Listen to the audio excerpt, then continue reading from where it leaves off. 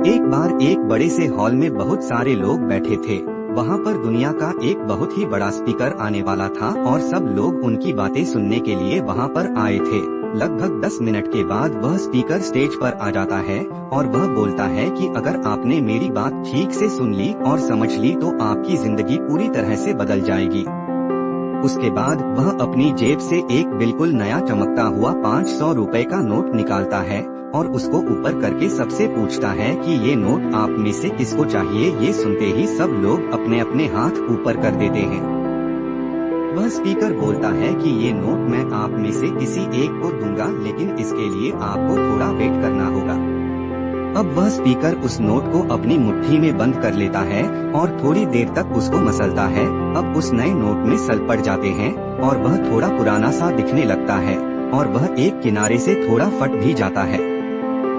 इसके बाद वह फिर उस नोट को ऊपर करके पूछता है, अब ये 500 का नोट किसको चाहिए। इस बार भी सभी लोग अपने हाथ ऊपर कर देते हैं।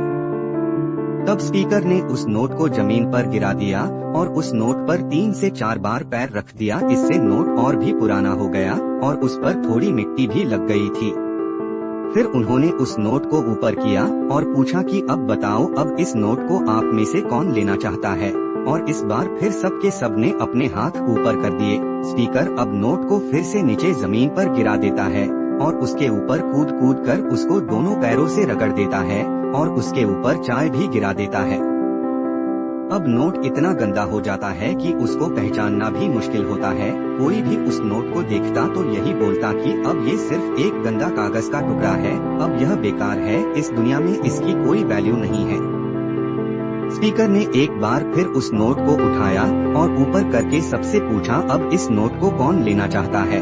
और इस बार भी सबके सब ने अपने हाथ ऊपर कर दिए। कितना भी गंदा पुराना मिट्टी में सना हुआ चाय का दाग लगा हुआ हो, लेकिन अभी भी वह 500 रुपए का नोट ही था। जिंदगी कई बार बड़े बड़े झटके देती है। आप एग्जाम में फेल हो जाते हो या जॉब के इंटरव्यू के बाद आपका सिलेक्शन नहीं होता। जब आपका बुरा समय चल रहा होता है और आप सिचुएशन का सामना कर रहे होते हो, उसके बाद आपको लगने लगता है कि आप सफलता के लायक ही नहीं हैं। आपको लगता है कि दूसरे लोग आपसे बेटर है और आप किसी काम के नहीं हो, आपकी कोई वैल्यू नहीं है।